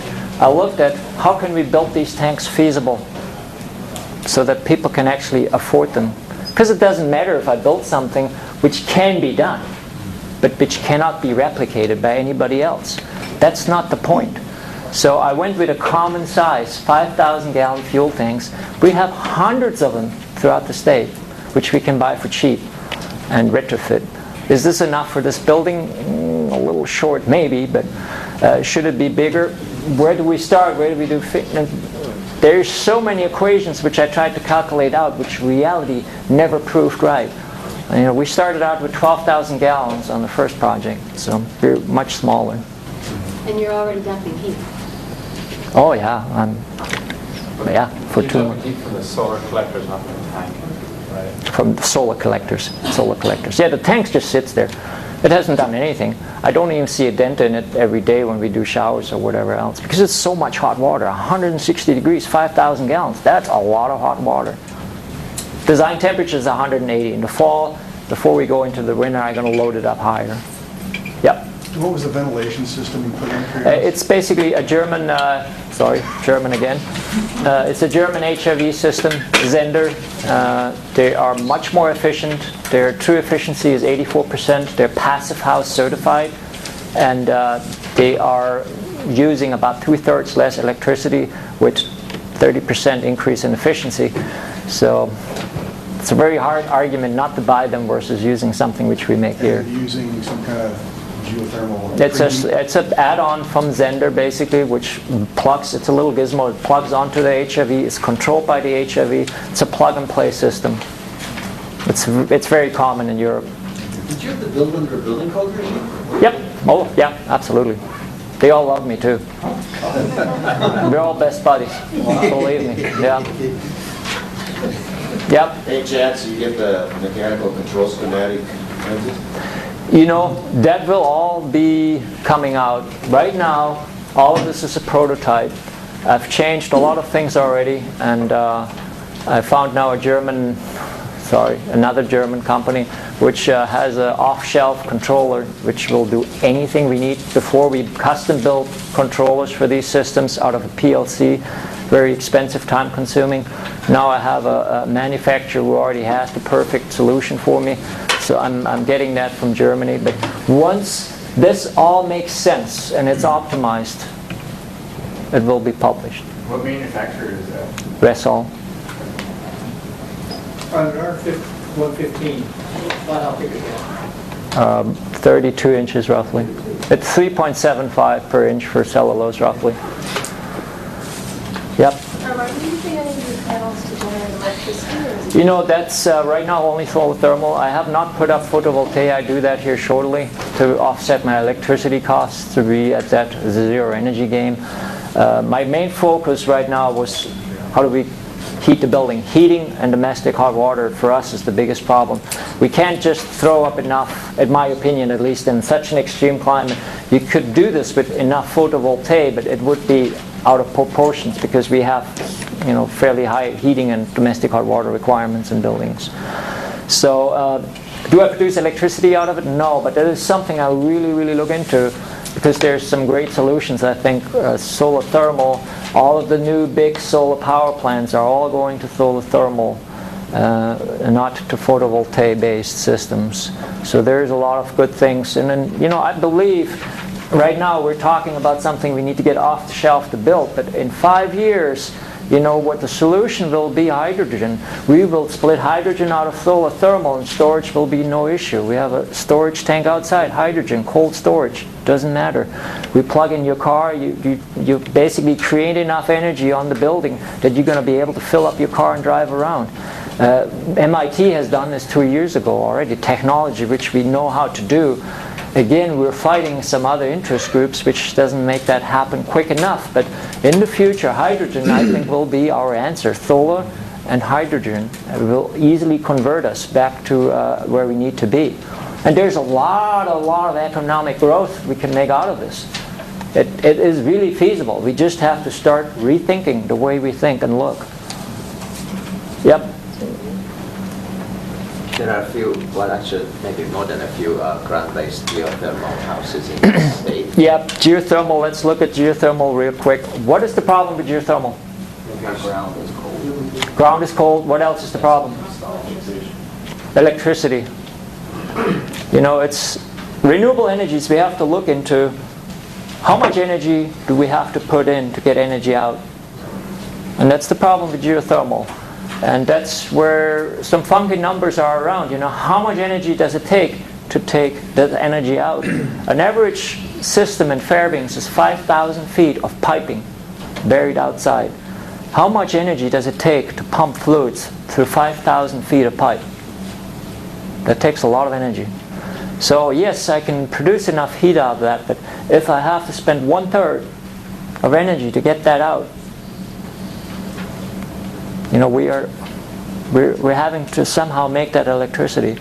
Solar is the only renewable energy where you can get almost with nothing a lot. You know, I can run this whole system. My pumps could run on one photovoltaic panel completely by themselves without any other energy, electrical input. The system will run and produce energy. And that's the only renewable energy we have which can do that. So geothermal works, yes, but it comes with a price. Are you doing any of your spacing with the hot water right now? So what I basically will do in the future, you know, how many heating zones do you think you need in a house like this? Well, at least 3 or 4. Well, it doesn't matter what you set your T-stat downstairs or upstairs. The heat loss is so minimal. Keep a comfortable temperature. And then the wall surface is always warm. It's always warm. You don't feel uncomfortable. It's 54 degrees. For that reason, you can be very comfortable because you don't feel cold. From nowhere, there's no cold spot in this house. You can't have a cold spot because it's so well insulated. And that basically makes it so much more comfortable. Unfortunately, I didn't think this through when I built this house. We're utilizing the plate exchanger from the ventilation system to run the hot water from the tank through that plate exchanger to heat that up, close the outside air off for a little bit, and recirculate through the ventilation system on high speed, basically, forced air heat system, basically. So our mechanical package basically is right there with the HVAC. It's a done deal. It's only 2 more pipes and 1 3-way valve we're investing, and that creates a complete heating system added on. But that's really, you know, simplicity. We have to cut out all the costs and everything moving, which will fail over time, to make up for that insulation. Do you draw heat out of your slabs, then when your slabs gain heat, do you recycle? No, that's basically, it's in and out, In and out, yeah. in and out. So there's no control. Does the tank need to be on the second floor? Well, it's 2 stories tall, so, you know, how much storage you're putting in basically is. But there's other solutions you can bury, you can do different things, and it still will work. I mean, if you bury a tank outside, which we've done on a different project, this project still works, there's no question about it. But it doesn't work as good. It's about efficiency, it's about simplicity, and about making things cheaper. I mean, if you're looking at this system, the very cheap option is stick a 1,000-gallon tank in, a masonry heater, 6 panels. What do we need to do? We burn a little bit more wood, yes, but that's it. It's very feasible, and it's 100% renewable as far as domestic hot water heating goes. So we don't need that huge tank if we're not concerned about seasonal storage. That masonry heater with a buffer tank, a 1,000-gallon buffer tank, will do anything all winter. It will work. So that's another direction, I'm thinking. Does this even make sense to go to this extreme? If we don't want to burn wood, is burning wood a good answer for us? In a lot of the areas we're in, if we burn it clean, it's not a problem. It's just burning it unclean. We have a lot of biomass. Other questions? Why did you insulate the interior walls? Why do we insulate interior walls in passive houses? Anybody challenge that? Not heating that void. Correct. It's like space you heat otherwise. Well, it heats up, but then it's more like a thermal battery. Correct. I mean, it's of course, we learned about this, right? This little molecule doesn't care about that, so about anything else than temperatures. But if we are not insulating it, it's basically air, which would circulate. And then it's basically something we need to heat up. It's about volume. Think about this bottle of water. If we fill it up with insulation, or if we have it open, this space, how we have to heat it and how much heating capacity it will have, it's completely different. That is one of the prescriptions of passive house. You have to insulate anything. How do you put it? How do you put it? Insulation, cellulose, it's blown out cellulose. How? Basically, we sheetrock one side, and then we staple mesh up on the other side, blow it out, and then sheetrock the other side. On the basically floors, we are basically sheetrocking a portion, and then we blow it, and then on the very last one we drill holes, and then we blow it out. It makes it very, very quiet in the house too. And again, thermal storage also, that warm surface on the wall, no airflow. It's a day and night difference. Being in a house like this is a day and night difference between any other building. It feels very comfortable. You had mentioned the importance of ventilation, in the air quality. Is this like, you have like a chemical system where there's ventilation? Yeah, I always install filtration. So it's just a continuous cycle with the internal? Yeah, either through the recirculation or before it comes into the building, it's filtered. If we recirculate it, it's filtered. It always goes to the filter box. I mean, that's a very small investment. Out of 10 homes, 9 homes have indoor air quality problems. So filtration is definitely a very wise thing to do with all the forest fires we have here in the summer. Bad. Filtration is definitely very advisable. I mean, there's so many things, we can sit here for a week and talk about all the problems we have in buildings. And unfortunately, we don't have much time. But, there's a lot of things which we really need to start thinking about. Anything else?